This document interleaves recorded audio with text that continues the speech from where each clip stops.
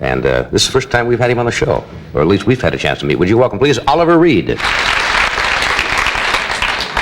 nice to have you with us. Thank you for having me. How are you? Quite extraordinary. Yes, that's what... that's what I hear. You and Miss Winters have never worked together. No, we haven't. Didn't you used to be under contract at RKO? No, you see, I'm sorry. I'm intimidated by the British. Why is that? You know, most Americans, and I've said that on the show before, seem to be intimidated by English people in general. They feel a little, I guess, insecure. I don't know. Most of them, you see, we made love to. Most of them. I would have remembered. You've forgotten.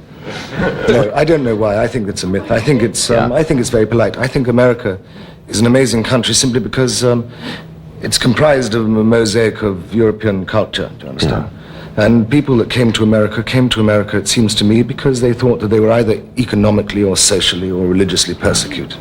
And they came and they made a happy place of it. Right. Some of them behaved themselves and some of them are quite loud. We have a great mixture here. What, I would have remembered. But you forgot, sweetheart. Give me your hand. We do know each other. One written Sour Misfortune's book. This can't be happening on television. I'm sorry. I'm sorry. I thought it was my turn. It is. Anyway. Yes, anyway, what brings you here? I'm here making... I have just finished a film called Burnt Offerings with Betty Davis, who you remember. Yes, I remember. And Karen Black, who maybe is a little younger than you. Yeah, but she's not as... Never mind. But Betty Davis is probably older. Yes, and it's called Burnt Offerings. Mm-hmm. And we made it in San Francisco, in Oakland, just outside. Yeah. Betty Davis is quite a lady. She has been with us several times on this show. And is one of the great actresses, I guess. You've never worked with her? Never worked with her before at all, no. I rode her food trolley up and down the corridor outside her room at nights, and she... and she got a bit cross about that. Being the room service table outside? That's right.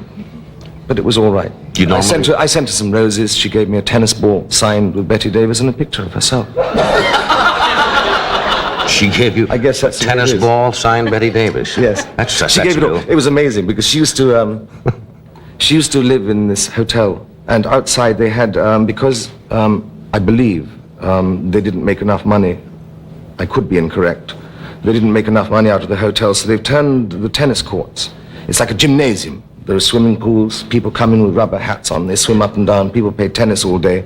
And Betty Davis came along and she borrowed a pair of binoculars because she's supposed to bird watch in the film. In actual fact, she was looking at the fellas playing tennis. And so when the film finished, she gave us all a tennis ball. That's very nice.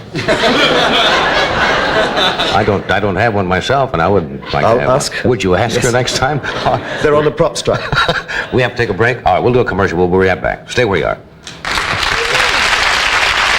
We're talking with Oliver Reed and Shelly Winters, and you brought up the word kinky, which is a word they use in England quite often, but it's not too used here. Well, how would you define that? And then the I'll English are rather kinky. They never talk about sex. Never. We just do it, madam. Yes, That's quite British. Yes. Yes. We talk about it a lot, American, discuss it.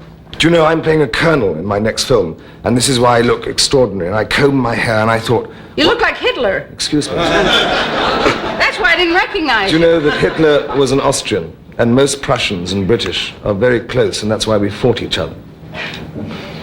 Mark my words. So anyway, you're doing the... So I'm playing a colonel. I thought, I don't know what to do. So I went into half this is pencil, because I've only grown it for 4 days. It proves I'm not terribly virile. But they penciled it in. And I was going to... I remembered.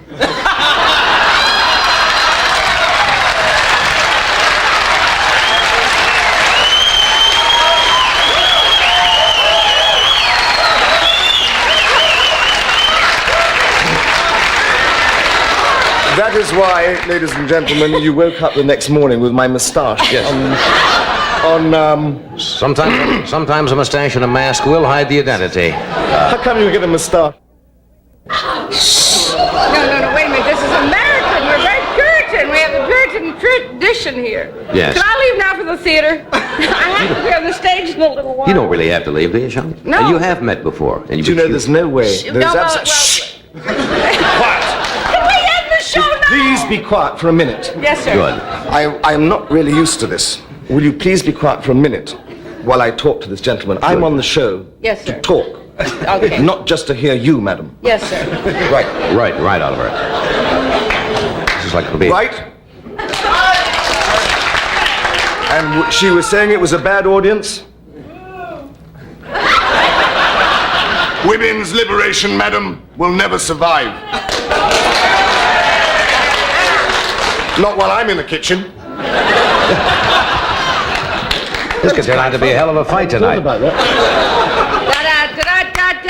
Oh, you won't slip down because, madam, I noticed while you were on the show, you're actually far more controlled than you make out. Would you take off your shoe? One. Because on the bottom of your shoe, you have some... I bought them in England. Do you know why that's on there? Do you know why? So she won't fall over.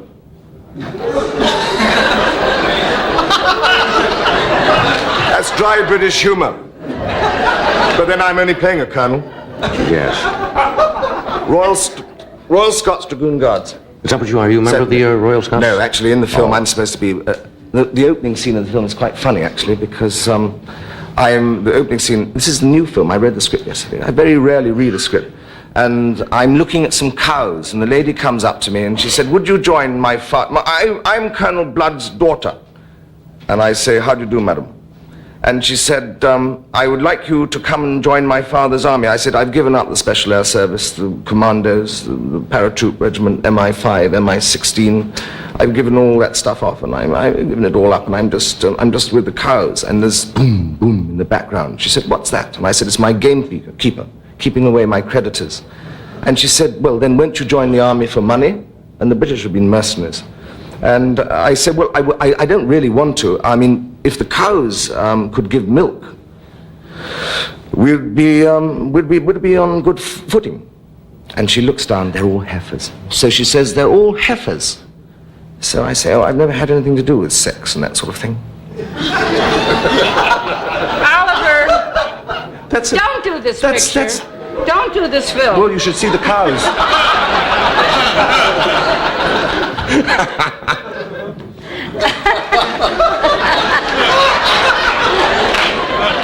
I'll give up smoking now. It's Friday, all right. But it's not Las Vegas. It's not. Have you ever been there? No, I haven't. They tell me they gamble there. They game. In England, we call it gaming. Gaming, yes, and it's very big in England, but it's legalized in England. It's not. You have what they call, not bookies as we call them, but what is the turf accountants? Turf consultants. Accountants.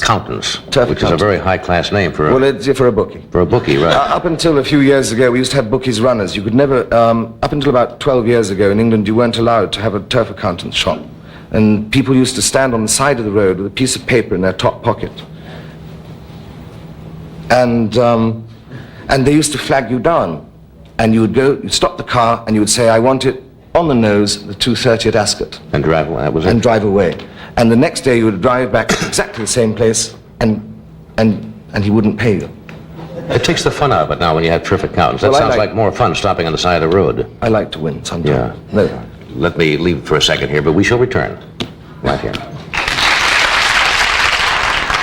You're one of the few English entertainers, I understand, that still, a lot of them have changed residence, have they not, out of England?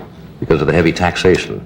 Yes. They seem to move, somebody said they had a group on one night that moved to the Isle of Man because of the high taxes and so forth. Yes, they've made it now very expensive. In the Isle of Man, apparently somebody's got to give to the government of the Isle of Man a great deal of money in order that they live there to prove that they're not using it as a tax shelter. Mm-hmm. Yes, a lot of people have left. It becomes at times prohibitive to live there. I still stay there. That's the next question. I still stay there because I've fallen in love with my horses and my old house, which is falling down.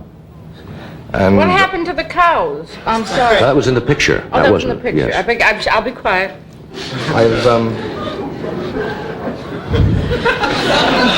I've fallen in love with my horses, madam, and my old house, which is falling down. And I've spent the last 3.5 years with the aid of a lot of film technicians who now can't get a job, like painters and plasterers and chippies. We're trying to get it back together again. When you say old house, an old house in this country would be 100 years, but in England, an old house, 100 years means nothing. There's the rub, because I can't get any help because Victoriana is being pulled down. I've made a movie in San Francisco recently, and some of the great Victorian architecture in San Francisco is being pulled down. And they're building huge, great cement high-rises, yeah. Certainly. They're very good at that, though. You know. No, but in their place. But it is a shame, you know, because nobody's into Victorian architecture. In England, you know, if it's Georgian or it's Tudor, then everybody keeps it alive and they say it's a pity because the trucks come through. I believe that Victorian architecture should be kept alive. And I asked Why? because I believe that, madam, in another 100 years' time, people are going to say, did you just leave me the ashes of the earth? Or did you leave me a house? And I believe that at the end of the last century and the beginning of this, some people made in opinions of most ugly buildings. But I believe that Victoriana, come another 100 years' time, is going to be of sufficient importance that maybe our great-grandchildren will Should have something to look at. Yes, and that seems to strike a heavy note, but I do. And so I have... Oliver, could I take a second of your time? Just a second. Quick, madam. just You've a taken second. most of the show. I know you... I know you've got to go to the theatre. I know when when my little girl, who's gorgeous now, 22, was little, about 15 months old, I did a picture in London, and I came there with my mother and the nurse, and, and anyway, and they rented a house for us on Curzon Street or something, and we walked in, and it was really, outside it looked beautiful, but inside, the temperature was about 10 degrees below zero, and it was very gloomy, and Gregory Peck had slept there. That was the famous thing about it, and before that it had been And he's not 23? No, and before that it had been a brothel. You know, all those girls who used to come there. And this man extolled this house and said to my mother, this house is 300 years old. And my mother said, but do you expect me to live in it with a baby? No, but, okay, I got it so long. Next time. You gotta go to the theater. Thank you.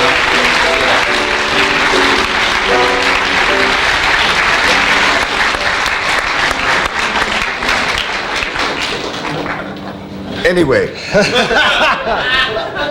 A lot of non sequiturs tonight. Things just kind of trail off and... She's all right. She can't shout at us now. Yeah, she's... So much for women's lib. Who's the lady that shouted?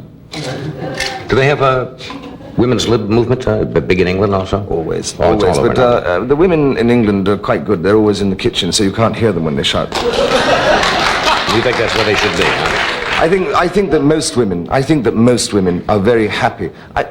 I really think that most women are happy in the kitchen, not because they like... men make the best chefs. When you ever go to a hotel and find the chef is a woman, madam? I think Shakespeare wasn't a bird, madam? And neither's Johnny Carson. I think if they paid women in the kitchen as much as they pay chefs in a hotel, women would love to be in the kitchen. I think that basically women are very happy in the kitchen simply because it means that they're feeding their children and looking after their man. I think that the time arises when a woman is put out to work. And I think then when she comes back and says, oh, I've had a heavy day, and the husband arrives at the same time, that's a bad deal, because then they're going to fight who's going to cook and who's going to wash up. Yeah. I think that a woman's place is looking after her man and her children, and I think a man's place is to look after her, to protect her, and provide her with a little warmth. I really do believe You have the old-fashioned concept, right? Yeah, but it's fairly sweet. I mean, the women's liberationists, if they thought about that... Shh! Quiet, woman. Women's liberationists...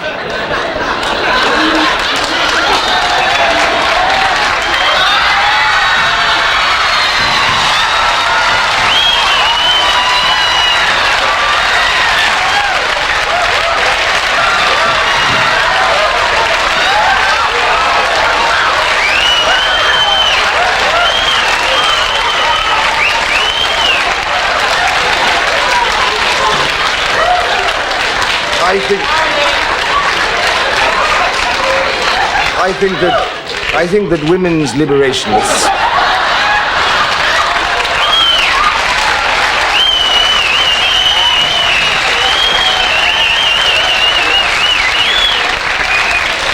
Now that's what is known as savoir-faire, when you can continue. I think that women's liberationists sometimes do extraordinary things. I don't think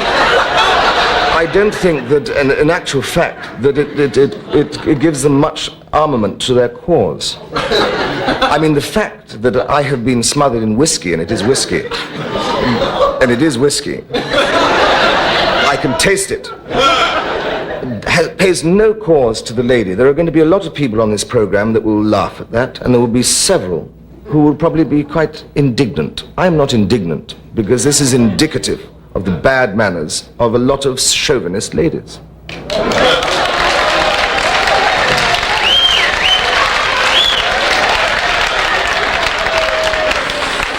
I like this show myself. But And I shall stay here until it dries. I hope you just lick it off. If Ed was here, he'd help you clean up. We'll be right back.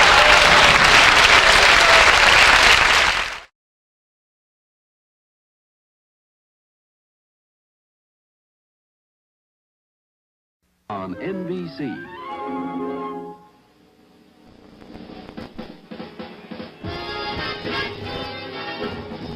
Live from New York, The Tonight Show, starring Johnny Carson. Johnny's guests tonight are Woody Allen, William Walker, Gila Golan, Criswell, The Muppets, and live visits to Times Square welcoming in the new year. Skip Henderson with the NBC Orchestra and me. I'm Ed McMahon.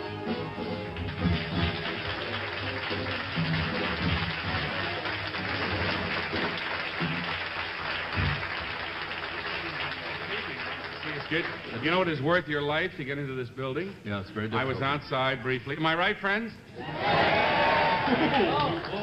I think they're not hostile, but they're a little sore about downstairs. I don't know what it is. I tried to get in the door, and I was barred. I walked on the other side, and it's tough when you've been here, 3.5 years.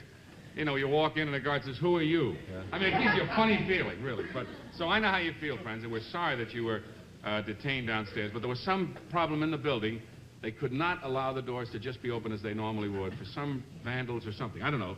So we'd like to apologize for that. Remember last I year? didn't get a chance to see you. Yeah. And I don't mean to interrupt, but all day I've been trying to see you. I have a bit of a problem. I have some guests in town tonight. Yeah. And I wonder could you handle a small check for me? A what? Just a small check. Money? Just a little small check. I didn't get any cash. A little tiny, little small check. Get out of here. Have you seen this? It's a real check. Look at this. They claim you can write a check on anything, the back of a menu or anything, as long as you put the bank in your name. And there's a check. I'd like to make that out for about 3 cents. Would you handle it? Beautiful. I can just about handle that. In cash? Yes. Okay. I think so. What were you starting to say about last year? Well, remember last year when we finished work here, last New Year's Eve? Remember we couldn't get out of the building? Do you remember that? Seriously. Yeah. We couldn't get... It may happen again tonight, friends. We may be locked here all night. I don't know. 1:30 or 1:45, and none of us could get out of here. Something must happen. There must be a reason, because every night you can come in, all the doors. Tonight, every door was closed, and you had to go through a certain system. It's security for our Prince John. Was it to protect our prince? Yes, it's to protect our prince. They have soldiers downstairs, and the drawbridge is up. Really? Are the sharks in the water? They're in the water, boy. We go to great lengths here to protect our star. We want nothing to happen to him. May I place... Gitch's got 2 children to get through college. I have 4. We want everything. Our star must be protected at all times. We must be careful about it. May I play some music for the festivities that will later proclaim the heralding of our prince? After that, you'd have to. I leave everything to you, sir. He loves the German polkas. He does? He loves them, so I got one from Liechtenstein. You're kidding me. I'm not kidding. Oh, wait till he gets hold of you. And...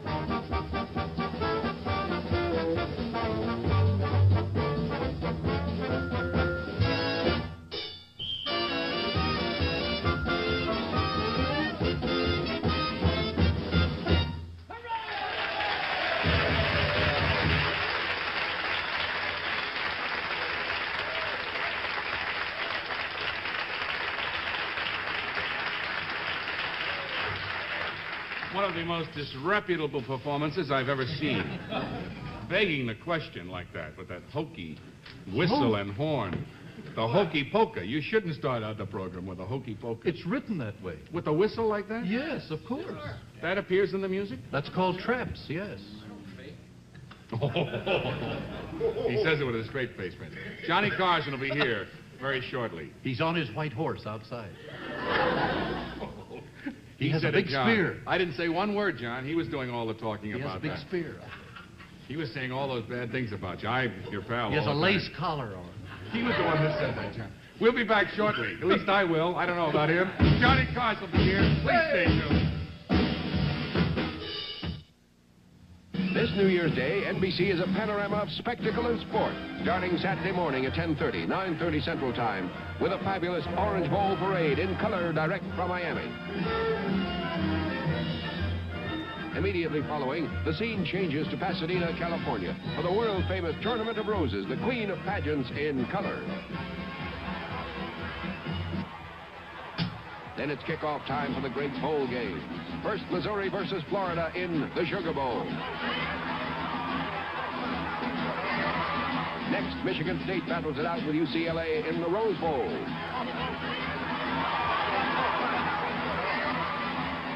Then in Florida, Nebraska tangles with Alabama for the Orange Bowl crown.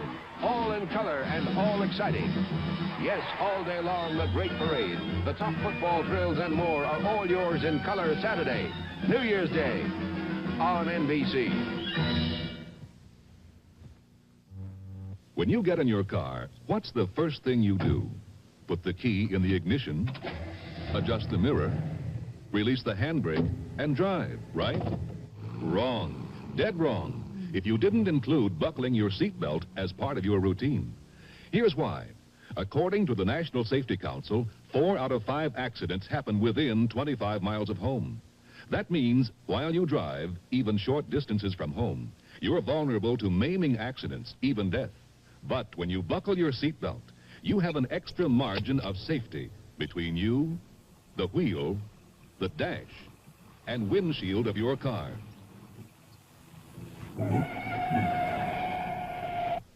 See what we mean?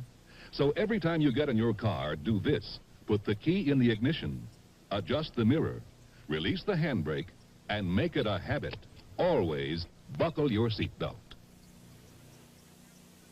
We're back, Ed. Oh, would you care for a limerick? Oh, by all means. Yes. A certain young lady named Hannah was caught in a flood in Montana. Banana. As she floated away, her beau, so they say, accompanied her on the piano.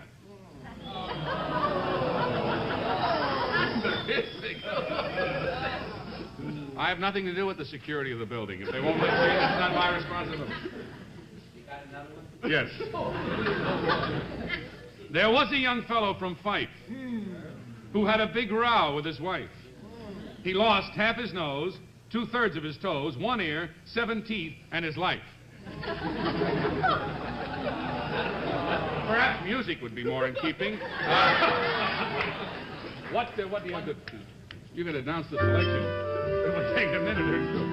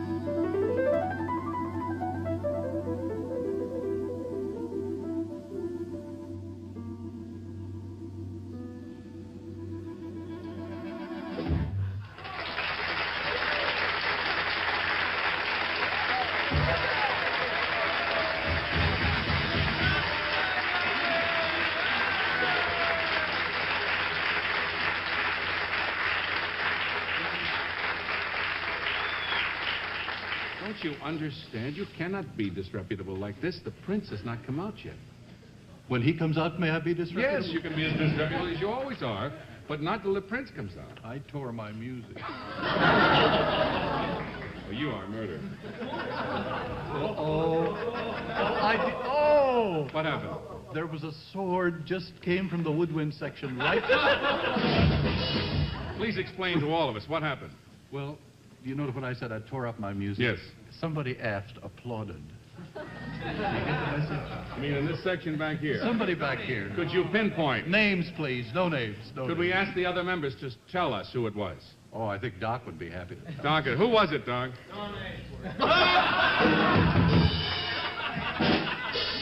Don Ashworth, please stand. No.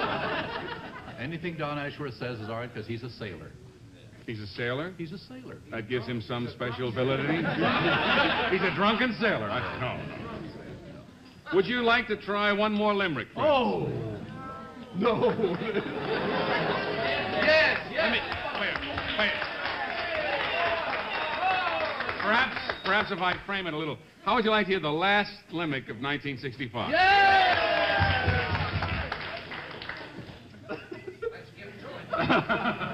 There was a young man of devices, whose ear were of different sizes.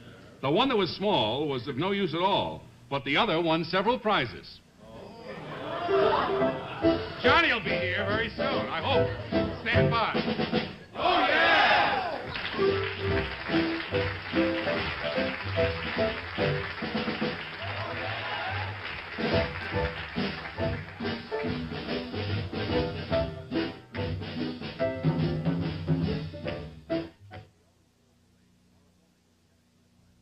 See the Orange Bowl Parade tomorrow morning at 10:30, 9:30 Central Time.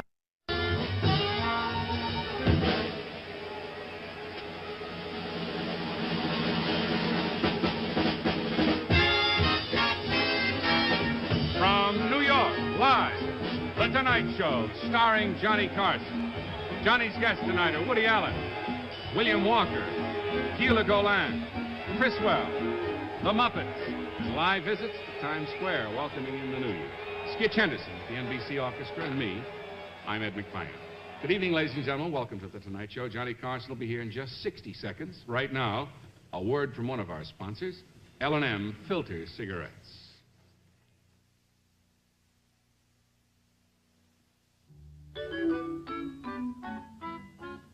Come on over to the L&M side.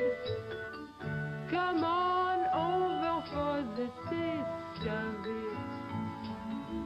Come on over, you'll be glad you did. Come on over to the L&M side.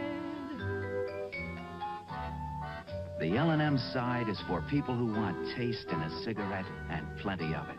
Come on over to the L&M side, just for the taste of it. Venez tous du côté L&M. Venez-y comme tous les gens du goût. Venez donc, vous serez contents de vous. Oui, venez tous du côté L&M.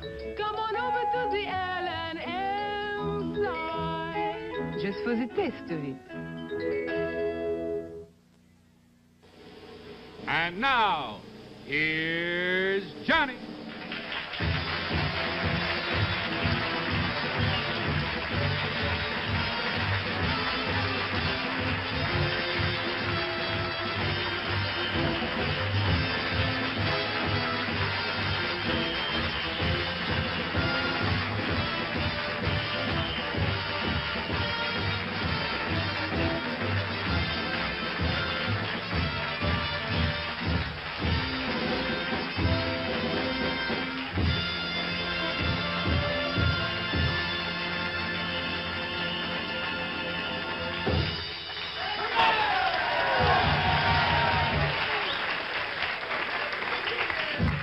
And may the bird of paradise lay an egg in your old lang syne.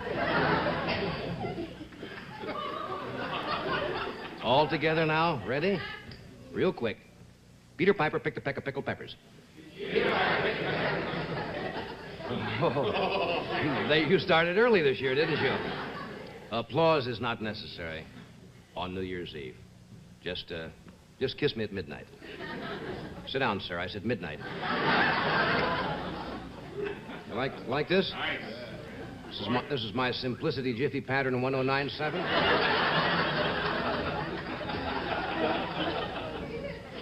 I'm Johnny Carson, and I say that because the tuxedo fools a lot of people. Really, last time I wore this, remember? Some months ago, little old lady came running down the aisle, saying, "You're riding high now, you punk, but when Valachi squeals, you'll burn." You see, what? Little old lady said that, yeah.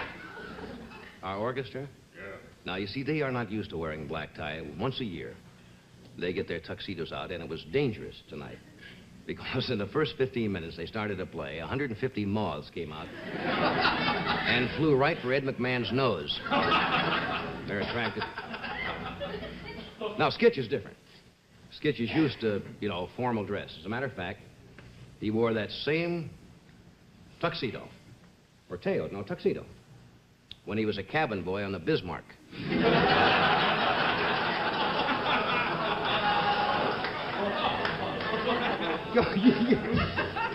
Our show is live tonight. Our audience is a little canned, but our show... See, now, what sometimes happens on this show, those of you who've watched it probably know, we tape it usually earlier in the evening. And sometimes the censors at NBC occasionally will they bloop out a little word or something that they think is going to, upset the country. But tonight we are live. Right. But the lady from the NBC censorship department is here in the audience, and she is prepared at a moment's notice to rush down here and stuff her bustle in my mouth.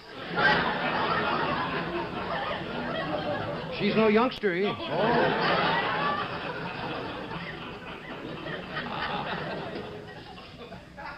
It's hard to believe another 27 minutes, my Playboy calendar is shot.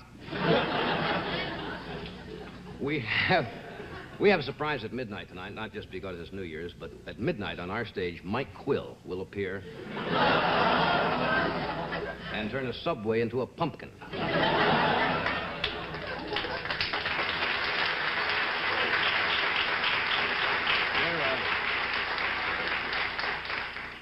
Mayor-elect Lindsay is taking a very positive view about it. He'll only have been mayor 5 hours, but he already has developed the world's largest fallout shelter.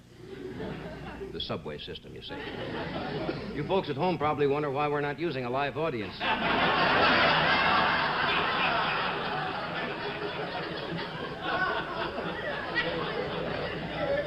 Now, if there is a strike tonight, folks, you may all have to sleep here tonight. Which may be the highlight of the evening's entertainment since we only have one pair of pajamas. So I'm not going to kid you this year. I kidded Ed last year. We were live also, and I kidded him about having maybe one or two too many. I mean, after all, anybody has trouble, undressing, the morning after. But above and beyond that, there are not many people who do it in the Holland Tunnel either. We're going to switch to Times Square later on. Yes. Ben Grauer is on top of the Astor Hotel. Ben has been there since last New Year's Eve. He has a little Quonset hut, and Ben just moves in, and we send packages over during the year. Well, we'll cut over there and see what's going on in Times Square in New York. And I know you're in a good mood because it's New Year's Eve, and I peeked out through the curtain before I came out here a few moments ago, and I saw a man in the back there with swinging one of those noisemakers. Then I looked a little closer, and he had his wife's dentures on a swizzle stick. It's a hot group tonight. We have Mr. Woody Allen, we have William Walker, Gila Golan, we have Criswell will be here prognosticating for us tonight. Really? Yes, he's going to predict. The Muppets are with us, so it looks like a great show. Thanks for dropping by, and we'll be right with you in a second.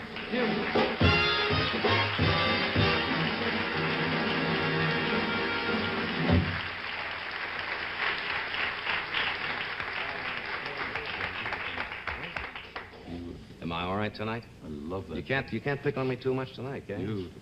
I'm not too mad about the tie, but I like the rest.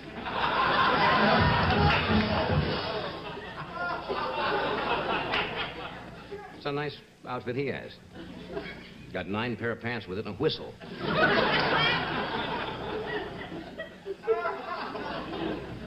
Now here's Caroline O'Connor, Standard Brand's own Miss New Year's. Hi, everybody. What is this all about, Caroline?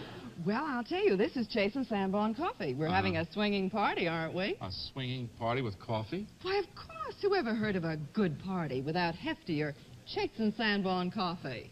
Maybe that's right, I think. You really think Yeah, so? I'll try some. That's for the crew. Oh, you're playing favorites again? See No, that? no. Now, Ed, don't you worry, because you'll get your Chase and Sanborn later. A big cup, heftier with extra flavor. That's what I want. Extra richness. Meanwhile, how about giving me some help? All right. Why don't you pour these just delicious Planters dry roasted nuts in this bowl? Oh. These are great, aren't they? Oh, they sure are. They're crispy good. Cashews. Go ahead. My Now you're going to... Oh, he loves his work, this man. That's wonderful, you know. They're just so dry to the touch. Mm-hmm. See? They are, really. You know that? And so light to the taste. You know, dry roasted means they're made absolutely with no fats or oils that add calories. Are you trying to tell me something to... Oh, no, Ed, I wouldn't do that. I'm just reminding everybody the best of parties are even better with heftier Chase and Sanborn coffee and Planters dry roasted nuts. I don't know how many years Ben Grauer has been singing the New Year from Times Square, but I know Ben Grauer has been in this business long before a lot of us were even around, and he is one of the great announcers. He's been with NBC for years, so we're going to cut over to Times Square to see what's going on over there. So, Ben, if you can hear me, we have no communication directly outside of, I assume they have a monitor on top of the Astor? Yes, they do. So, Ben... Many things. Yeah. How are things over there, Ben? Can you hear me? I hear you fine. Hello, Johnny. I hear you fine, but I can't believe it. Is this New Year's Eve? I left Beverly, Wilshire Boulevard today, really, to come here to the cold east. And it's colder there than it is here. It's 60 degrees, and this is, without question, the warmest. Well, no coat, no gloves, the usual muffler. The crowd has assembled earlier this year because, well, I don't know, maybe they just feel hopeful about 66, about the peace talks that are going on, or the good weather's brought them out. But you can look way down there to 40th Street and way up there to 48th Street, and it's solid with people. Right now, you're looking at the Allied Chemical Tower. We used to call it the Times Tower, the venerable building of the New York Times, where 60 years ago, the first sphere dropped down to indicate the passing of the old, the beginning of the new. There's the ball at the top. See it right there? Well, that ball will start dropping at 11:59, Johnny. And when it hits bottom, it'll be 12 straight up. It'll be 1966. It'll be the year of no more cabaret and theater tax, and the year of higher Social Security tax. So it's 6-1. There's the situation here. Oh, crowds. I would say that by my ear of an eye of 20, 25 years here, that there are 700, 800,000 people. We've had it as low as 400,000 and as high as 1 million right after the war ended. This is going to be a big, big show here in Times Square.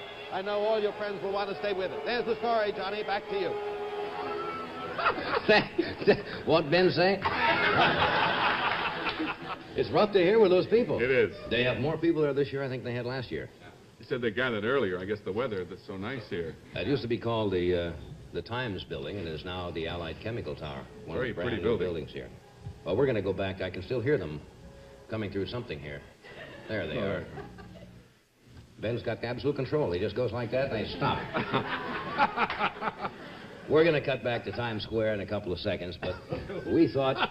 What? No, I'm just thinking. We thought tonight, since the New Year is only about 17, 18 minutes away, that we would invite a gentleman who has been with us before. He always entertains us with some of his startling predictions. So we thought we would get a jump on everybody and find out what Criswell will predict for 1966. Would you welcome Criswell?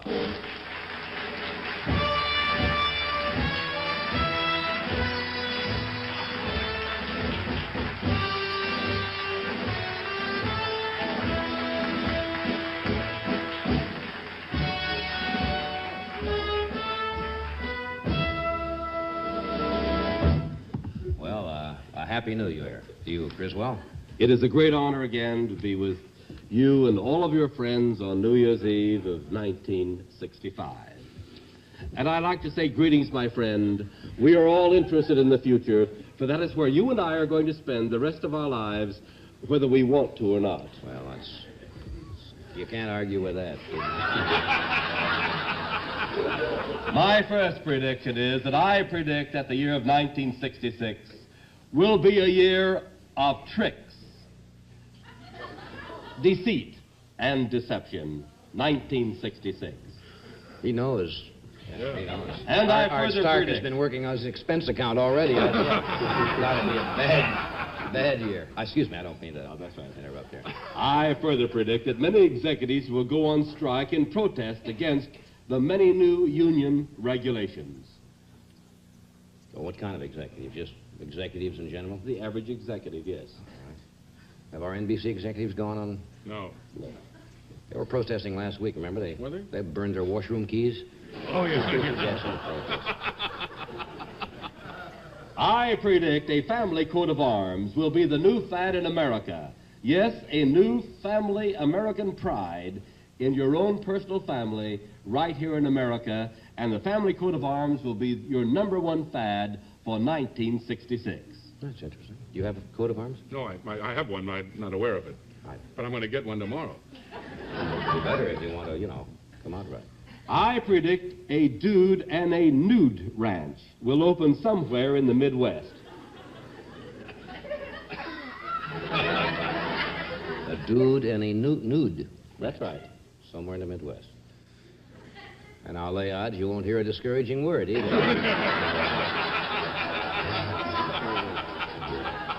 I predict that 10,000 doctors will refuse to practice under Medicare and be replaced by doctors trained by the Pentagon. Oh. That's interesting. I predict that the slowest races of all times at the Olympics in Mexico City, due to the difficulty of breathing in that high altitude. Well, that makes sense. Remember, you were... Yes, Ed was in Tijuana once and had difficulty breathing. I remember. And here is a rather long-range prediction, because I predict that in 1976, people will no longer be buried due to a shortage of land. In fact, there will practically be no more land left anywhere. And I predict that these people will be cremated and placed compressed in tiny cubes about the size of dice. That's really crapping out, isn't it?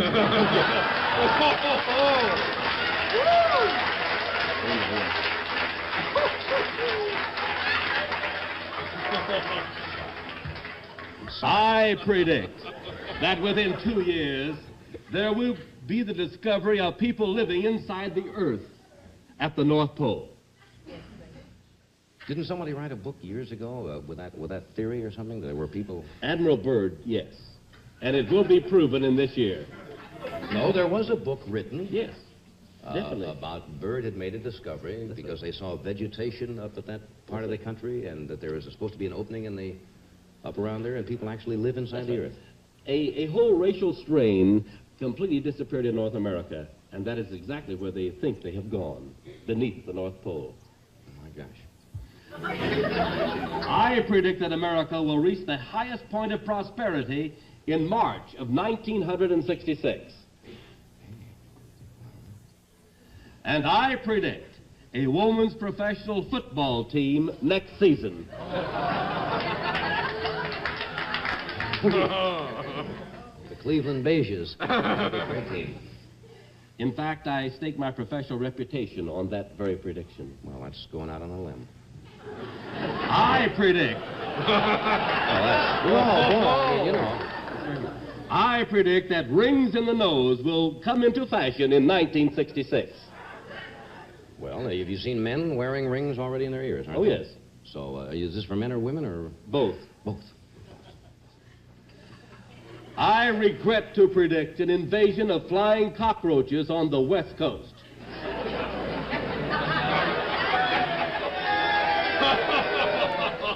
Aren't we going out there in March? Yes. Our show is going out. That's probably what you have in mind there. We're flying out. Yes.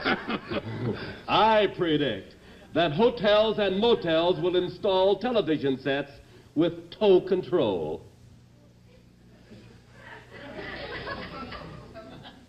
With toe. With toe, with your toe. Control. Save time, I guess. I predict they will discover that one of the 5 Great Lakes is slowly emptying out and will dry up completely. Well, now, that would be a big problem, wouldn't it? Sure would. You don't want to can't mention the name. No, I can't mention the lake. All right. But actually, it is slowly emptying out. And I predict in the field of science and nutrition, there will be 3 new wonder foods. Number 1, it is a food that will make people honest. Number 2, it will be a food to make you forget. And number 3, there will be a food to make people more considerate of each other. And now, due to many experiments, of course, when rats eat this type of food, the rats have a better memory. Well, they've already tried this out. Oh, yes. It's definitely, it's off the drawing boards. It's into practice at the present time. A rat that has a better memory. What's a rat got to remember? Well, I mean, I wasn't, didn't want to medically examine it, but... And now, I'd like to fearlessly predict the most exciting event to come in 1966. I predict there will be an American on the moon, a 20th century Columbus of outer space in our very own time. Now, all more for that one.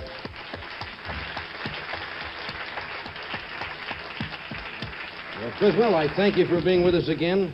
Thank you very much. I'll look forward to those predictions. And I hope to see you in California. We'll see you out there in a couple of months. Thank you very much. Thank you so much.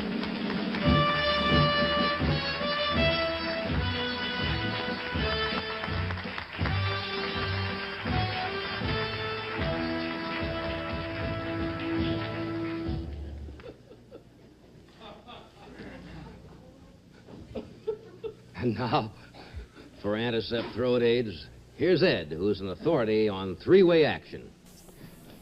Well, actually,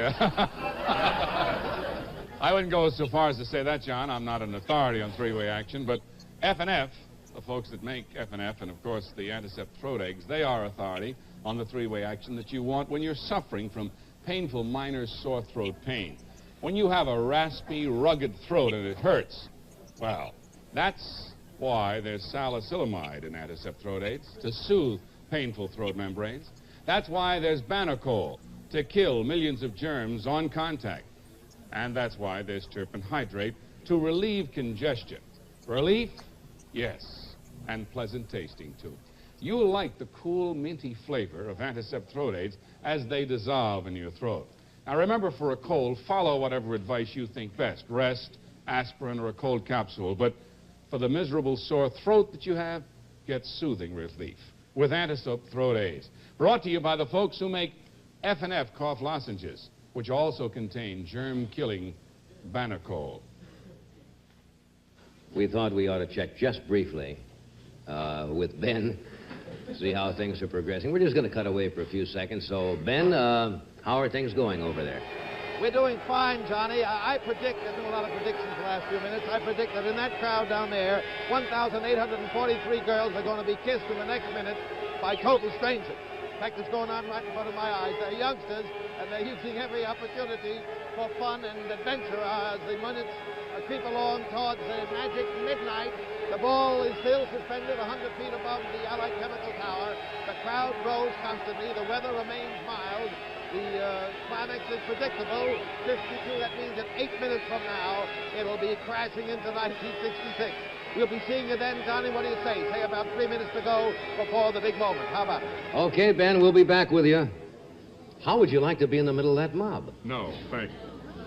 Could you hear how many people did he say were over there? 1,400,000? Oh, it couldn't be that. No. Couldn't He be said that. about 1,000. Count them again, Ben. 1,000 1,400 to be kissed. We want what? Young ladies would be kissed by strangers. Oh, well, That was that's his all right. prediction. We couldn't think of any better way to start off the new year with a pretty gal, and this one is a real beauty. She's with us in California. Yeah. She's a delightful young actress who's had good success in this country. She's from Israel. Would you welcome Gila Golan?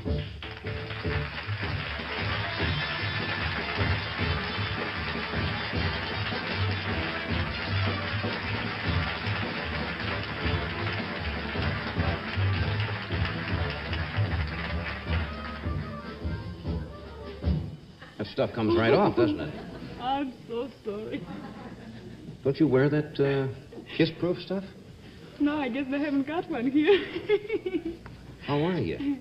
Fine, thank you. It's really very good to be here in the New Year's. How'd you spend last New Year's? What'd you do? You remember? I think I was in Times Square. You're kidding me. Yes. You would actually go there? I mean, Yes. there's nothing Well, wrong I'm with a it, but tourist in it's... this country. I should see everything. How long you been with us now? Well, now close to 4 years. Yeah, you've had a busy year in the motion picture field, haven't you? Yes. How many pictures? Now, I'm in the business, show business, about a year and a half, and I've made Ship of Fools Ship of Fools. as an ugly duckling, and then I've made Our Man Flint, which is going to be released in January. Yeah. And Didn't you do a picture with Jerry Lewis? Yes, 3 on a Couch with Janet Leigh and Marianne Mobley and Leslie Parrish. 3 on a Couch. Yes. Yeah. You know what it is all about. I'm playing a part of a cookie girl which hates men but loves cowboys. Aren't cowboys men? Well, not in the picture. Oh, I can bite my head. No, it's really, I sort of don't know to word my surprise, but it's, according to the picture, I was hurt by a man that portrayed a cowboy. But as a foreign girl, I admire movies, American movies, Yeah. with cowboys and strength and all that. I think I got it. I'm not sure. You ought to be with Ben tonight. I can't understand. We'll be right back. A word from your local station.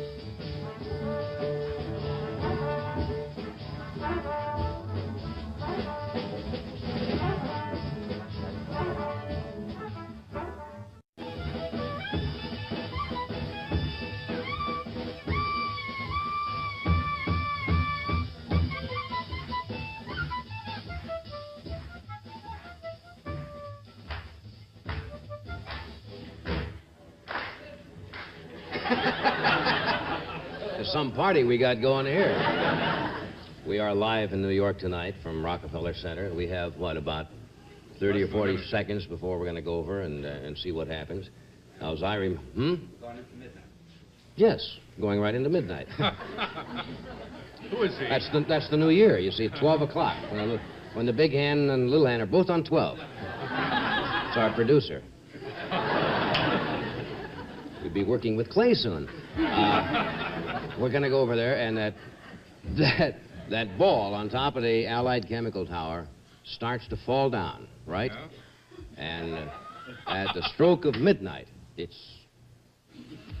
Where is it? Well, I don't, just comes down somewhere, but it's an exciting moment, and we're going over there right now.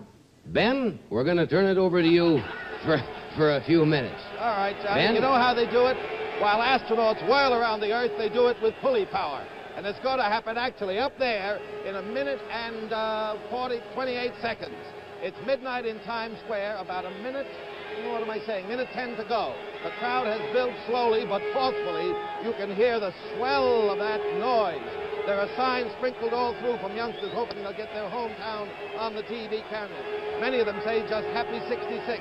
They've been shooting off those 6-inch or whatever salutes, making a big, big bang, trying to say hello to the new year of 66, while a couple of miles from here, Mayor Lindsay is biting his fingernails, and Michael Quill is holding us in the threat of a transit strike in New York.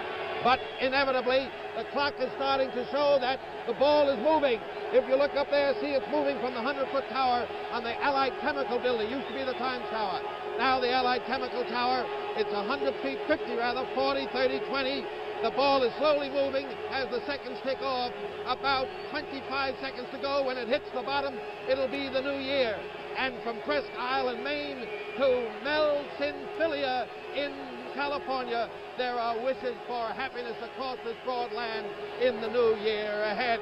Just a few seconds to go, and then 2,000 watts in 8 bulbs means 16,000 watts of happiness for the new year. 7 seconds, 6, 5, 4, 3, 2, 1. Happy New Year!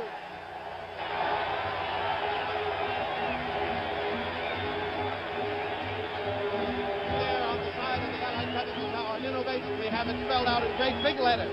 Didn't know about that, 1966. So there's the end of the year, which was featured with the escalation of the war in Vietnam and the Dow Jones hitting a new high, just 30 points short of 1,000 just today. Boom at the home front, increasing war overseas. Maybe this crowd feels and senses that there's, besides the warmth and good weather we're having, a sense of hope as Harriman and Kohler and Goldberg scurry about the world on the peace offensive. And the year that's going to bring us, incidentally, no more taxes and cabarets and theaters and an increase in Social Security tax for Medicare. So take it or leave it, you've got the new year of 1966. And here in Times Square, the traditional crowd, which had been building up to maybe 700,000, one of the biggest we've seen in years, just like the lemmings of Norway, is scurrying off to their homes, their parties. They may have a transit strike. Some of them may be footsore and weary. We don't know the story on that yet, nor does New York's newest Republican mayor, first in 20 years, Lindsay, know. Meanwhile, Mayor Wagner, who's seen 12 of these, is basking in Acapulco. We wish him a happy year, too. There's the story in Times Square. To you, Johnny Carson, and to all your friends. This is Ben Brower saying the very best to you in this new year as we look at this annual renewal of one of the amazing spectacles of American life. Why the young people, most of the young people, gather here in this triangle made by 7th Avenue and Broadway, we don't know. But they do it year after year. They'll continue to do it until there is no more radio, TV, or any communication. A manifestation of the American spirit. Happy 66 is the word from Times Square. Now this is Ben Brower saying the best to all of you, and so long from the Hotel Astor in Times Square. Back to you, Johnny.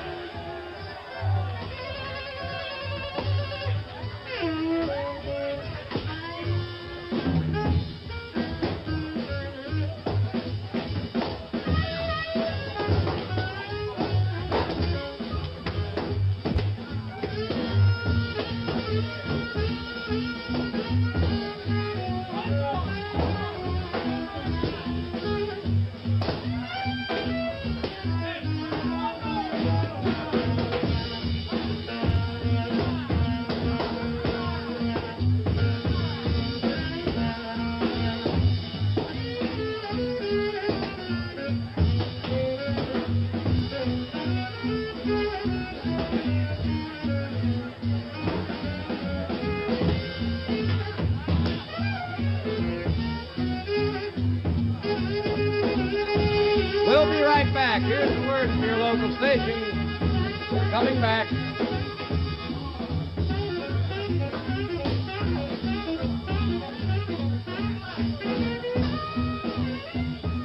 See the Orange Bowl game Saturday at 7:45, 6:45 Central Time.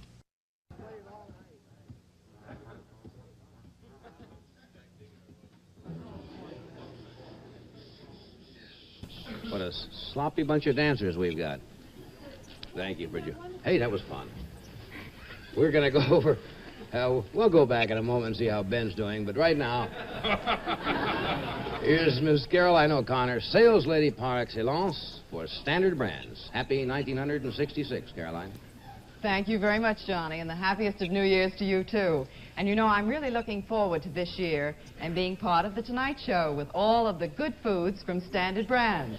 You know, most of these fine products are already favorites of yours. Smooth, creamy, royal pudding, the one that always comes out right. Blue Bonnet, the favorite margarine of millions of women all over America. Chase and Sanborn coffee, heftier with extra flavor. Royal gelatin, the only gelatin made with vitamin C. new delicious, no-bake royal cheesecake, and brighter tasting tender leaf tea. And that's only the beginning. New members of the Standard Brands family of fine foods will be appearing this year, and you will hear all about them from me. Meanwhile, from all of us at Standard Brands, to all of you, thank you for counting on us for the best in foods. And a very happy New Year to you all. 1966? How long does that take you before you can write it on your checks at the bank, though? March the 3rd. About March. I'm finally getting around to it. Another year. Now, next year, we'll be here, I assume, next year at this time. I intend to be here. Well, I'll be here. Yep, you'll be here. And, you show up. If I show up, you'll show up. So we thought we ought to go back and see how Ben is doing and let him know that his duties are over. So we take you now to Times Square. And, Ben, it's all over for another year, and you can go home now. There.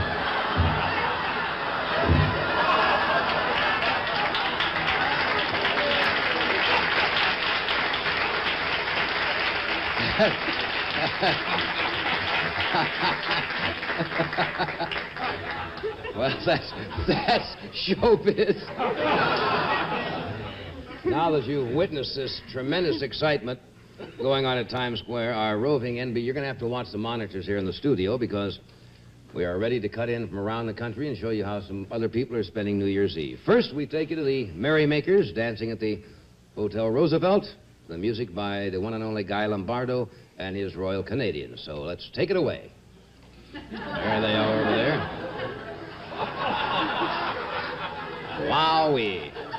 New Year's Eve, of course, isn't all fun. Now, at Subway Strike headquarters, our new Mayor Lindsay is in arbitration with Mike Quill. Down in Greenwich Village, gay crowds applaud those famous entertainers, the Dolly Brothers. And out in Hollywood at the Roosevelt Cine Grill, one of our staff is still trying to get back to New York. Now, here's a shot of the musicians who was told he could go out and have a drink on the house. Now we'll switch to a party in our control room where one of the secretaries is having a little New Year's Eve drink here.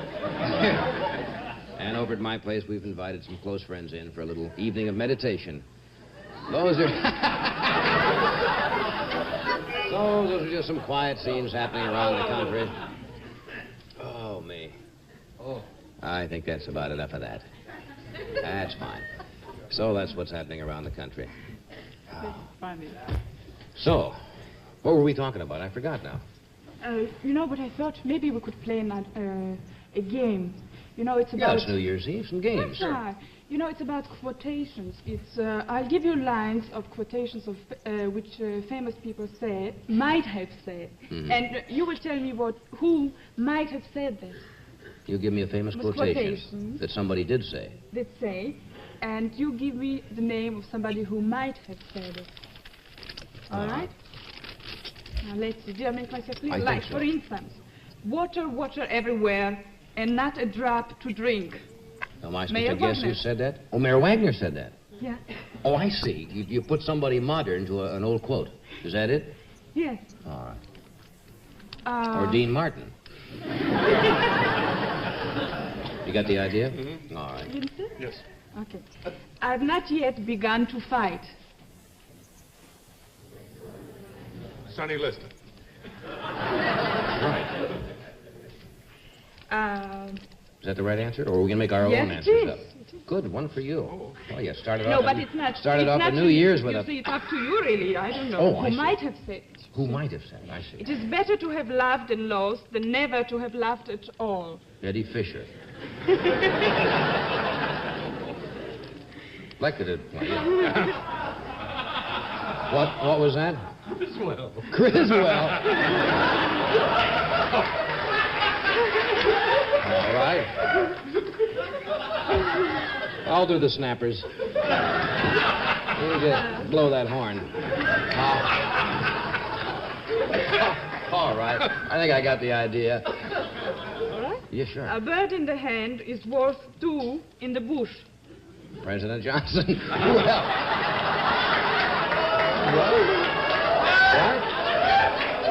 Sure. Okay.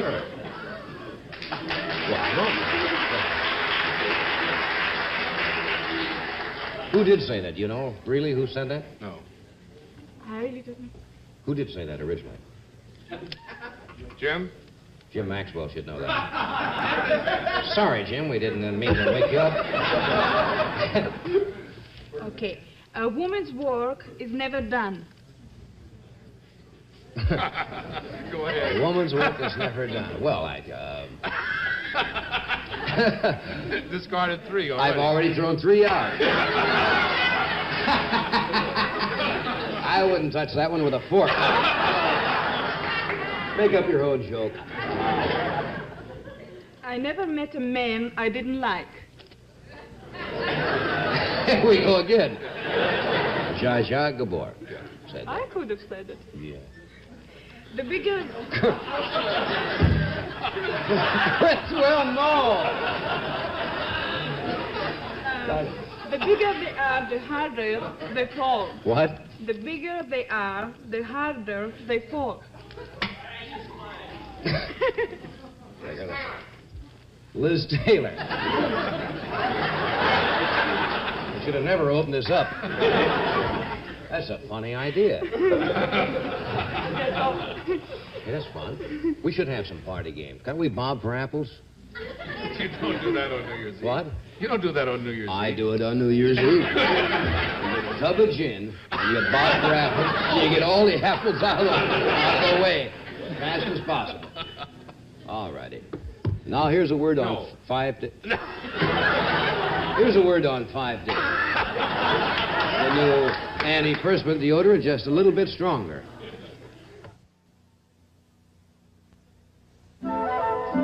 Start the day with 5-day. Feel shower clean all day.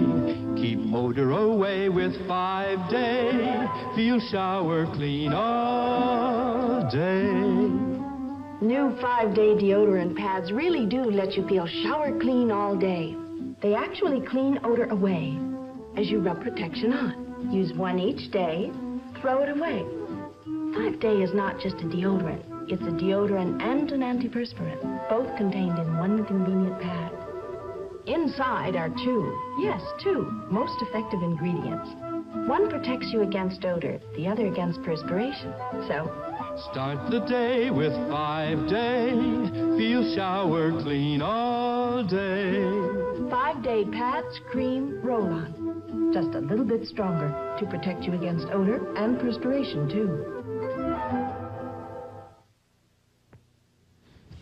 Well, tonight, because it's a new year, we looked high and low to find the most sophisticated, suave personality around. Woody was with us 2 years ago. Yes. On New Year's Eve, so we thought we might as well have him back tonight, because he wasn't with us last year. Would you welcome a most bright, amusing gentleman, Mr. Woody Allen?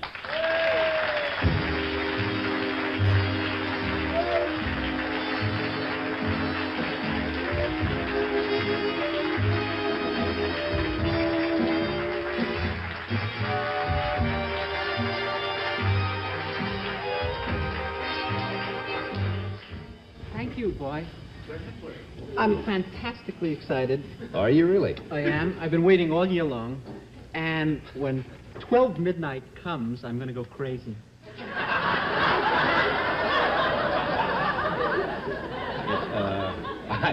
I hate to be the first one to tell you, but about 15 minutes ago was the start of the New Year's. It's over, right? It's over. I spent New Year's for the first time in my life together.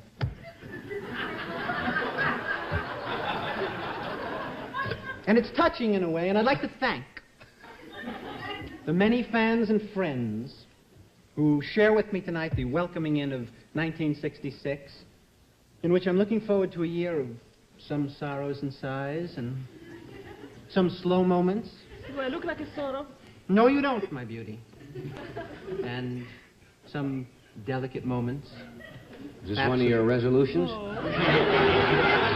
It's only 15 minutes into the new year. I get really sloppy sentimental New Year's.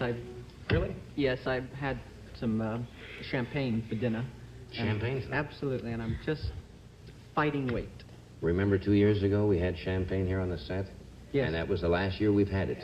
They said no more of that. People still ask me if I was drunk 2 years ago New Year's Eve, and I was not drunk. I was pleasantly high, and I went home after the show, and I jumped naked into a vat of cold Roosevelt dimes. What do you normally... That's how I get my kicks. Really? I like that. Everybody has their little, thing going. What do you normally do on New Year's? Are you one of these people who goes to parties or goes to a nightclub and... Last year, New Year's, I think, I was in Paris when we did What's New Pussycat in Paris, and I was writhing in my hotel room with agony. New Year's Eve, I couldn't get a date for New Year's Eve last year. I was living in Paris for about 4 months, and the only French word that I could learn to say was potage, which means soup, you know? And I used to accost strange women on the street and say potage, you know? And if the girl was Jewish, she would make it for me, you know?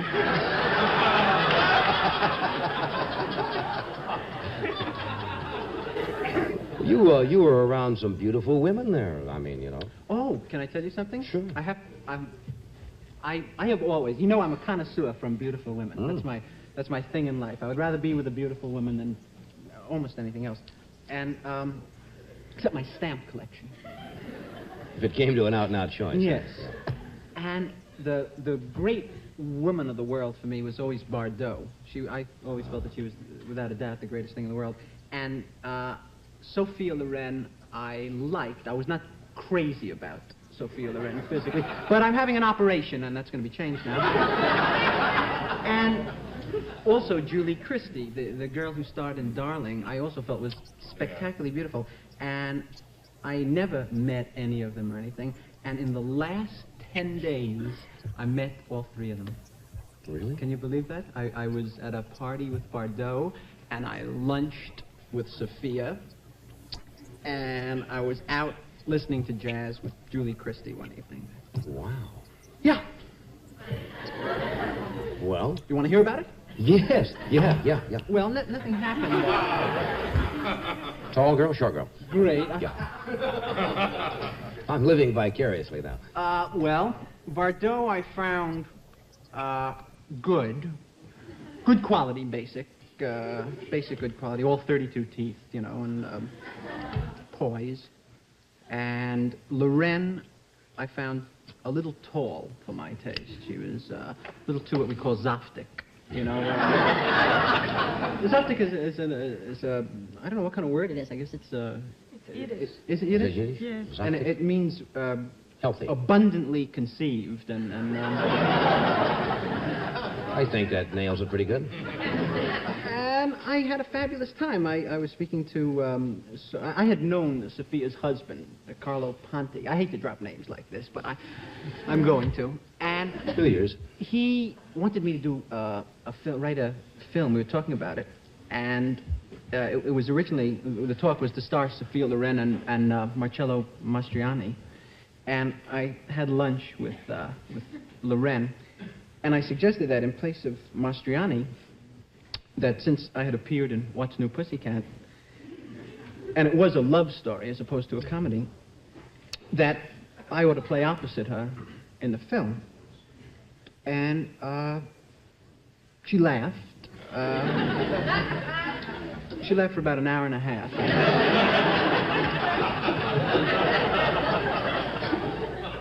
Then she made a funny Italian gesture of some sort, and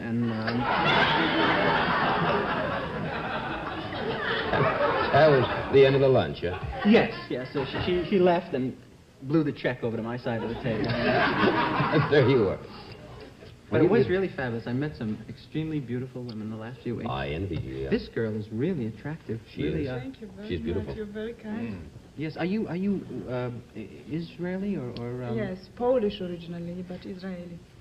That's amazing. That's an odd, a rich cross-section of humanity rolled up into one incredible... Let's see. I was in the back row. Let's see how long it takes for it to work its way down. Affect the whole audience. I'll do this first. And now a few words for the new year from Budweiser, King of Beers.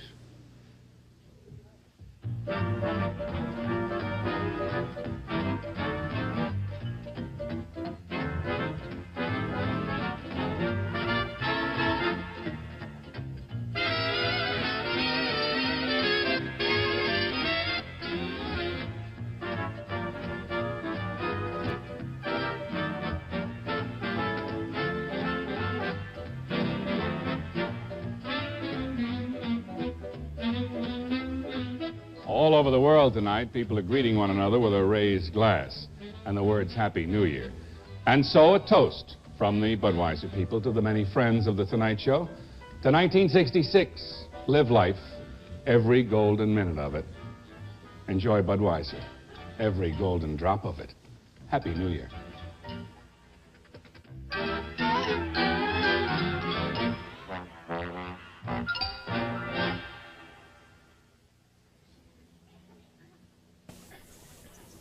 Woody, I've known you for what, a couple of years? At least a couple of years. Oh, yeah. Longer than that, I guess. I'd say it's about 3 years now. Yeah. And when you come on, when we sat around, I never know whether you're telling me the truth or you're making this stuff up about me like all the girls now. Oh, well, that's... You lie, or is this for real? That was true. I am a compulsive liar, though. I will not hesitate to lie to prove my point all the time. I had a bad childhood, and I lied to compensate for my parents did not want me when I was just... That's true. They put a live teddy bear in my crib when I was younger. They were really strict with me. I had to be home 9:30 prom night. When I was to get Prom 9:30? Yeah. I made a reservation at the Copacabana for 5 o'clock, you know. I took my date and we watched them set up. I was once invited, when I was a kid, to Seymour Gutkin's birthday party. Can I tell you the story? Seymour Gutkin. Yes, and I loathe birthday parties because my mother used to make me wear my cousin's hand-me-downs all the time, and she was not my size. You know, it was really humiliating for me.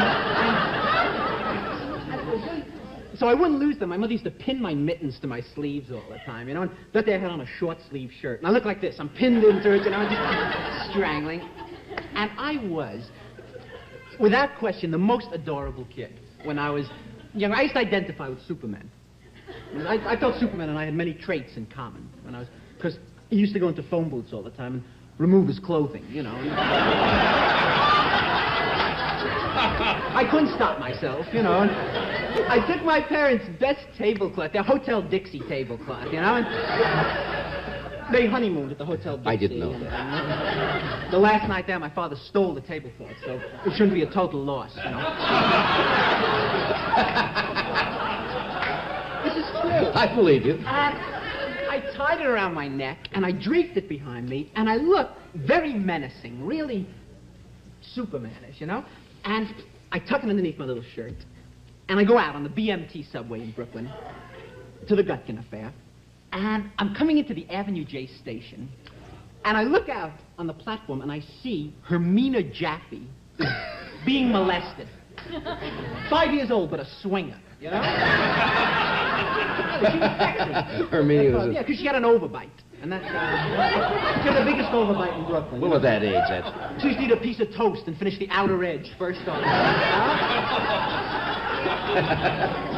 Train pulls up and the doors open, and I leap out on the platform and I pull out my cape behind me, you know, and she's being attacked by Guy de Maupassant Rabinowitz, one of the worst kids in the country. In the early 1940s, in the Roosevelt Dewey election, his parents voted for Hitler. And I said to him, take your hands off her, Guida. And he said to me, knock off, Four Eyes. He always told me, knock off. You know? And I'm all set to hit him, and the doors to the subway close on my cape, and the train pulls out, you know? I hang on the outside of the BMT, that is a true... You've had a fascinating childhood. I have had. Can I tell one of the quick subway stories? Yeah, we got a minute or so. I was once, listen to this, terrorized as an adolescent on the BMT. I was on my way to an amateur music contest when I come from a semi-musical family. You should know that. My father used to play the tuba when he was a... You know, he tried to play Flight of the Bumblebee on the tuba. And he blew his liver out through the horn, you know.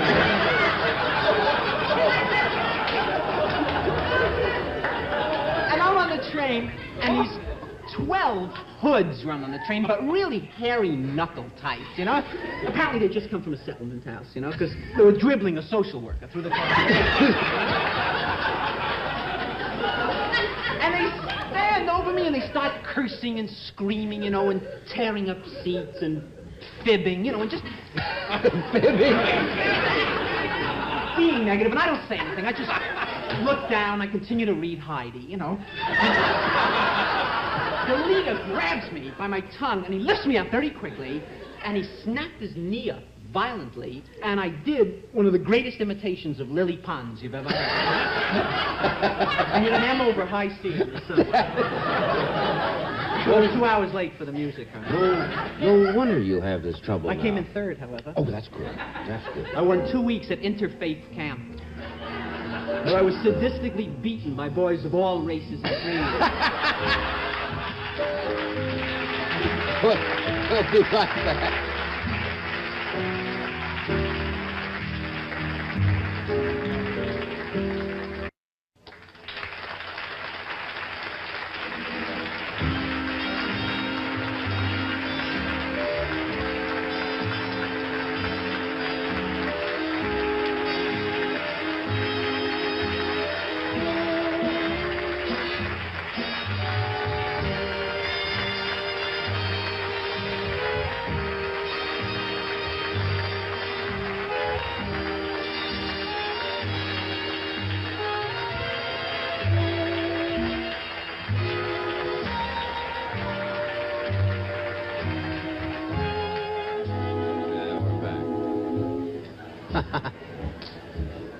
I'm glad we took that shot of the audience. It'll help the police make identification on your way.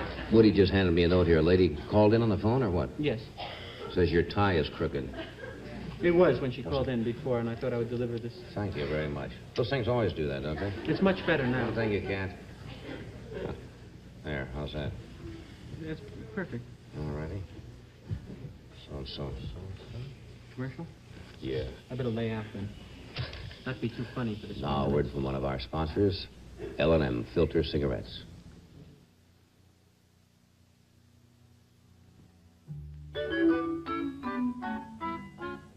Come on over to the L&M side.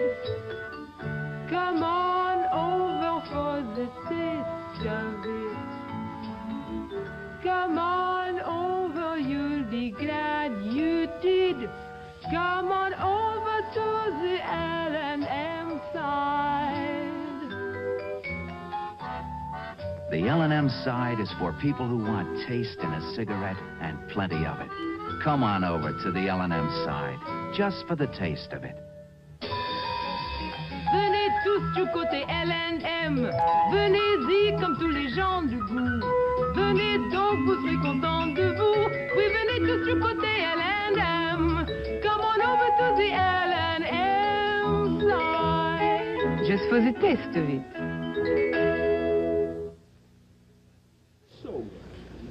Every time we have our friends the Muppets on the show, they come up with something vastly clever. Tonight they have prepared 2 small sketches. The first one concerns a scene which is probably being acted out all over the country at this moment, since there's always someone who's left out of the celebration of New Year's Eve. So would you welcome, please, the very talented Muppets.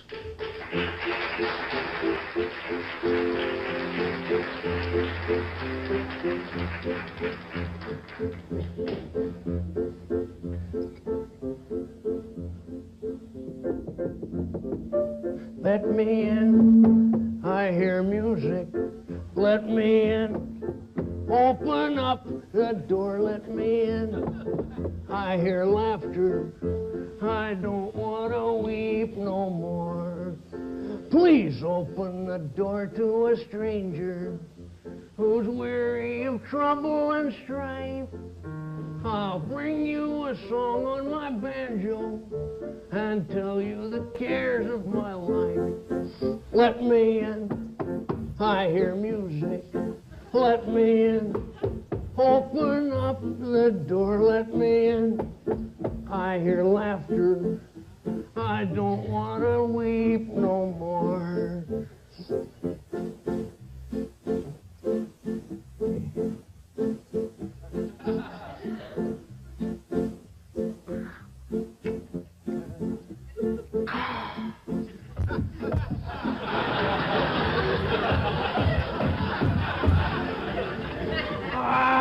Plenty dear friends in St. Louis. I've plenty dear friends in St. Paul. As soon as their sheriff forgives me, I hope to be back with them all. Let me in, I hear laughter, let me in. Open up the door, let me in. I hear music, I don't want to weep no more.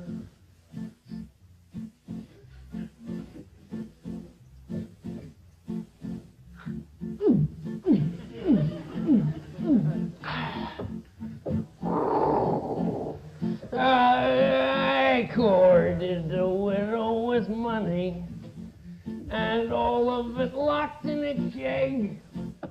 But she had a hound dog named Sonny. Just look at these teeth on my leg. Let me in. I hear music. Let me in. Open up the door. Let me in. I hear laughter. I don't want to weep no more.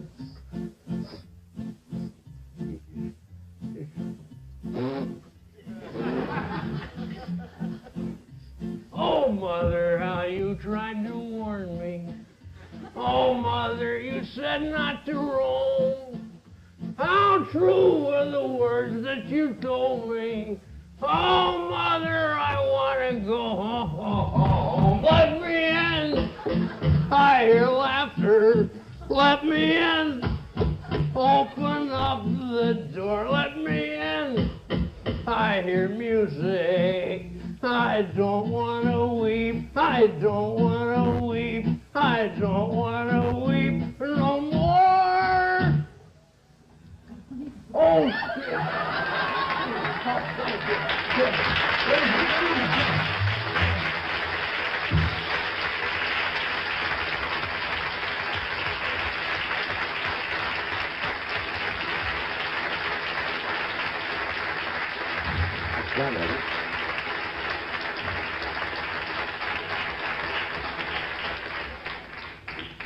Jim Henson, who is the creator of the Muppets, will be back. They're going to do another little vignette here for us.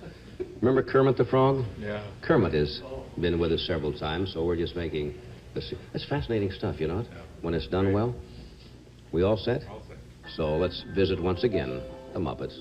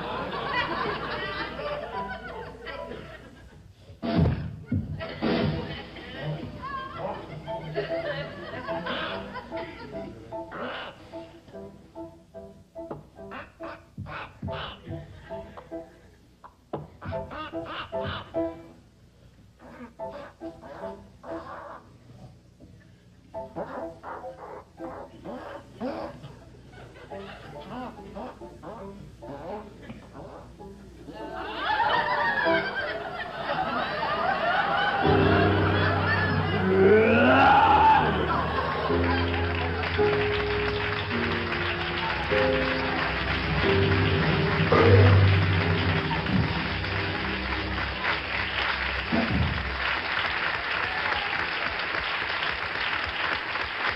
Henson and the Muppets. Jim.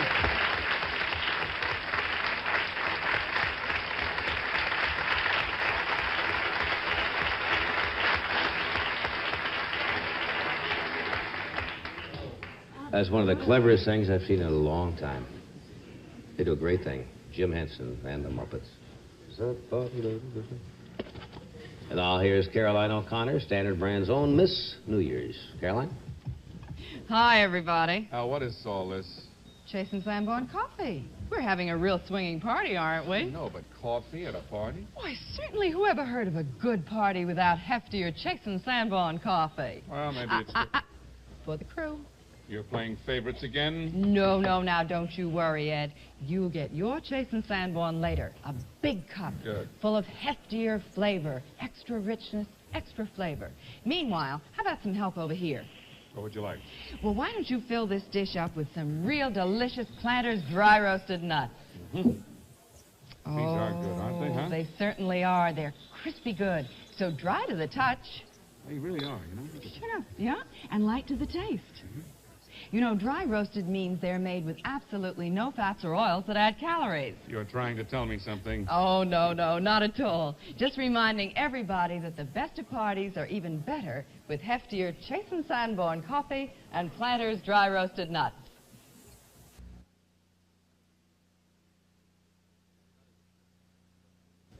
Here's another good friend of ours who's got one of the best baritone voices to be found anywhere. We refer to him as the Tex Ritter of the Metropolitan Opera. Would you welcome, please, William Walker. Bill.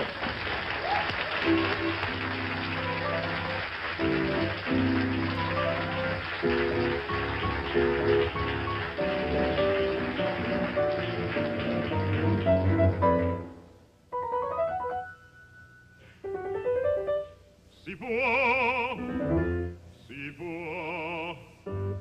signori, signore,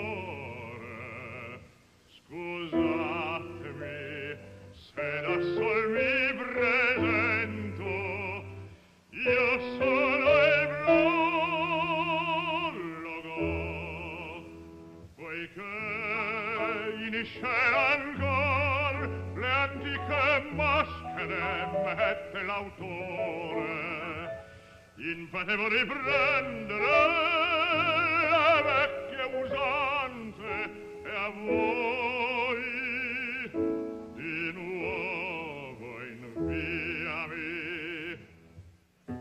Ma non per dirvi come pria, le lacrime che noi versiamo son false degli spasimi e le nostre martir non la lavatevi. No,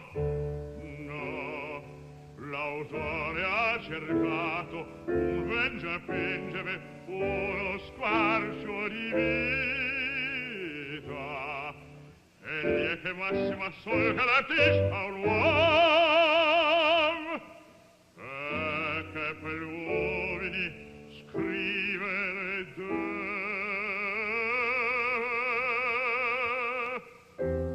ed al vero ispirava sì. Un nino di memorie in fondo all'anima cantava un giorno ed egli con vere lacrime scrisse ai singhiozzi il tempo gli battevano.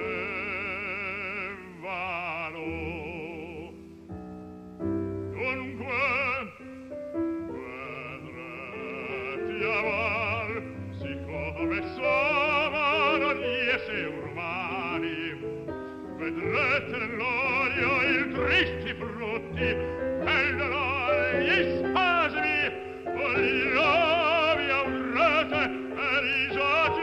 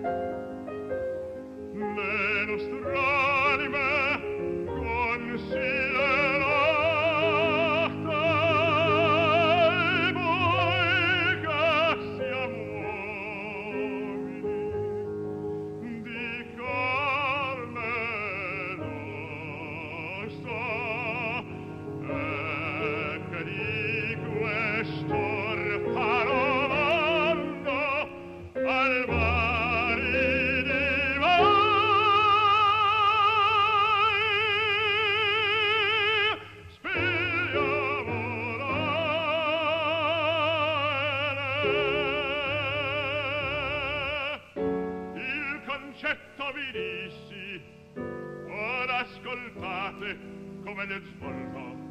Andiamo,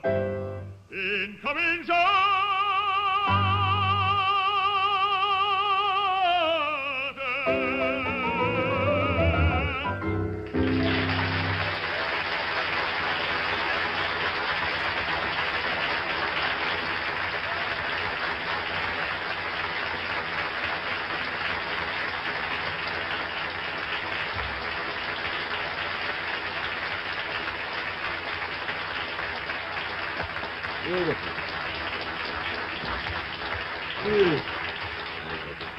That was beautiful. Thank you, John. Was kind of hoping you'd do something like Blueberry Hill, but that was... Hey, let me ask you a question now. It's about 13 minutes before 1 o'clock in the morning. Does this bother you singing this late? Well, I don't know. I try to gear my day to when I'm going to sing during the day. You know, at the Opera House, you have to sing at 10 o'clock in the morning for rehearsals often. And then you have performance. You try to... You know, I try to pace myself during the day. I take a nap in the afternoon, and I don't sleep too late, because if you do, then you have to vocalize and work and get everything, all the juices going again. You know? Most people, the voice starts to go late in the evening, early in the morning. Well, I took a nap this afternoon. I knew I was going to sing late tonight, so, you know. You really took a nap? How about that? Sure. Wow, How about gosh. that? Well, you know. Did they read a bedtime story to you? I have a little girl who reads me bedtime stories from time to time. How are your youngsters? Oh, they're fine, thanks. My little girl is 6, and we were terribly... She's 7. She's terribly concerned about... We weren't surprised. How old is she, Bill? She's as far as I remember... Take your time. It's all right. Thank you. Would you mind helping me with this? No, she's 7, and she was very aware of Christmas and the myths that are involved with it, and so we had a horrible time trying to surprise her all the time, so we never could find any way to really surprise this child at Christmas. So this year we were going to get her a cat, a Siamese cat, and we just decided that we'd tell her we weren't going to get her one, so she would really be surprised.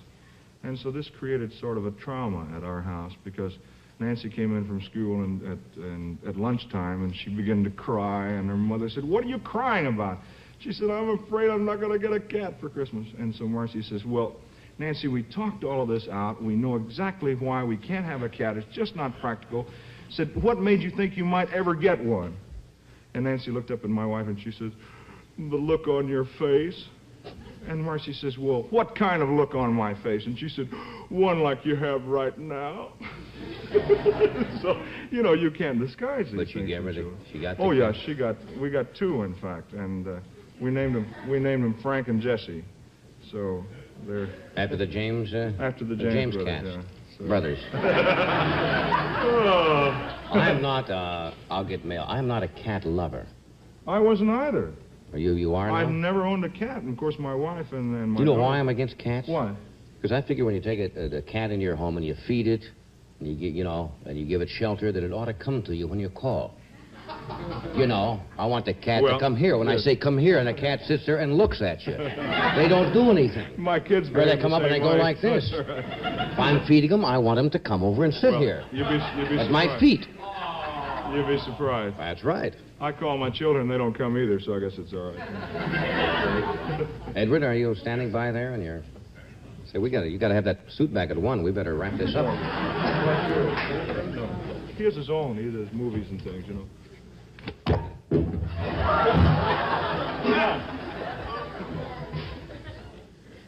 Throat aid for me. That's a great. Sorry about that. Thank you. And now for anticept throat aids, here's Ed, who's an authority on three-way action. I think you have that wrong, John. I'm not the authority on three-way action. F&F's the authority on three-way action that you want when you're suffering from painful minor sore throat pain. When you have that raspy, rugged sore throat and it hurts. Well, that's why there's salicylamide and anticept throat aids to soothe painful throat membranes. That's why there's Banacol to kill millions of germs on contact. And that's why there's terpene hydrate to relieve congestion. Relief? Yes, and pleasant tasting, too. You will like the cool, minty flavor of anticept throat aids as they dissolve in your mouth. Remember, for a cold, follow whatever advice you think best. Rest, aspirin, or cold capsule. But for that miserable sore throat, get soothing relief with anticept throat aids. Brought to you by the folks who make F&F cough lozenges, which also contain germ-killing Banacol. The girl, I just sneaked back there to see who was... Bill Ford and Mimi High.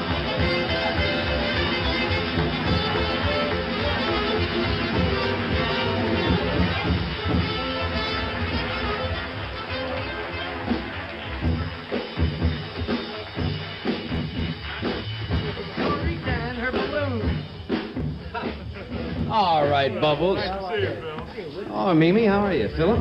Hello, Johnny. Philip. Hello. Hi, Woody. Nice to see you. I thought you were back there. Mimi. Coffee. Nice to see you. Nice to see you, Bill. This is an understatement. This is an... I'm gonna... Dance it on those kidneys. Did you just finish Funny Girl? I'm still in it. I think I'm gonna. No, I didn't. I know, but... Oh. Mimi and Yeah. Phil open in Funny Girl, December the 27th. And great reviews. Oh, Johnny, weren't they wonderful? Yeah. I think probably the nicest review of all was from your producer, Mr. Stark. Boy, he was... What is that? Sort of a Harpo Marx comment. What do you mean He was about so our sweet. producer? Huh? Well, he came backstage opening night after the show, and he gave me a big hug, and he kind of even gave Phil a hug, sort of, you know. Talk to you tomorrow, Art? Put down Art due for vacation. Sort of a Boy Scout hug. Yeah. Well, that's good. I'm real happy Well, he for you. said some very beautiful things. He says, you know, you've done it now, and I can really go home with a full heart and say that you came through. And you know what he said? What? If you can do it on the Tonight Show meme, you can do it anywhere. Hey, that's great. I'm real thrilled for you, really. And you win a balloon. Oh, they're hugging again. They're doing that again. Hey, have you been any place since you finished? Did you go to a party at all between? No. We got off the stage and dried off a bit and came right over here. Yeah. We've been panting at, you know. And we got a New Year's Eve announcement for you, John. Oh? Happy New Year. Your car has just appreciated $500. How true. Hey. Maybe tell them the joke you told me the other night. You told it here. Which one, John?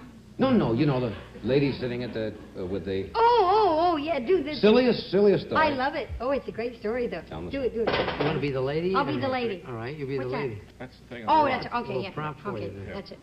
That's my duck. Set up the scene and do the. Folks, that's a duck. That's a duck, folks. Where's that balloon? There it is. That's a duck. Okay. A lady who's had a few New Year's Eve drinks goes into a bar and she's got a duck under her arm. And she sort of staggers into there. And she staggers into that old bar. And she sits down and there's stagger in there, old girl. And she sits down at the bar and there's one guy in the bar that's been there since Christmas. Let me order my booze. Hey, bartender. Give me a drink of whiskey. And this guy that's been in there since Christmas looks at her and he says, "What are you doing with that pig?" That ain't a pig, that's a duck. I was talking to the duck.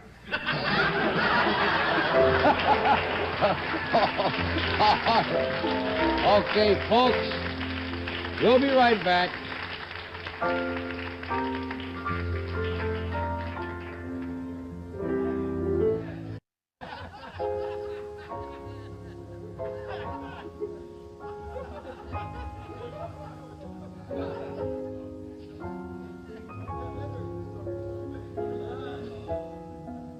What a silly night this has been. Silly night. Woody opened. You opened where? At the Americana Hotel here in New York? Yes, at the Royal Box of the Americana, January 17th. And you can hear these same jokes at a higher price. It's a lovely room, Woody. Yeah. Yeah, we had a ball in there, didn't we, hon? It was Yes. just great. Really? It's a really groovy room, yeah. I have to They're right agree with around that. you, you know. I was there one evening in my life. I substituted when Pearl Bailey was ill. We came down there and did a Oh, show. that's right. That's right. Is that right? For her there, yeah. And it looked like a good room. Yeah, it is. And Gila is shortly. Is the movie out yet? Our Man from Flint? No, it's going to be released on January. Our man Flint. Our Man Flint? Here in New York? Jim Coburn, yes. Our man Flint. Middle of January. Middle of January. Yeah. That'll be in New York. Bill, are you going on tour or staying home or what? No, I'm at the Met until the 15th of January, singing the broadcast to the Queen of Spades. But, I am going to take a few days off next week. Woodrow, you're going to be here one night, aren't you? Yeah. But, but Monday night, Henry Morgan is going to be here. Tuesday, Sammy Davis is going to be here. Woody Allen will be here Wednesday night, right? Yeah, yes. that's Right over here. Corbett Monica on Thursday and Bill Dane on Friday. John, Yeah. it's really, for honest to goodness, hats and horns tonight. It really is. Finally. Hats and Finally, horns. it really Whoopee. happened. Hats and horns. Hey, I thank you all for coming tonight. And before we kind of finish, I would like to thank everybody at NBC and the whole Tonight Show staff for making this past year such a pleasant one for me and the whole gang. And we're going to be here all of next year. And I thank for a little while longer anyway. So thank you all. Good thing when you got one, Johnny. Yeah, tell them, kid. I was talking to the duck. Good night, Gila. Good night, Bill. Woody, thank you. Thank you, Bill. Good night.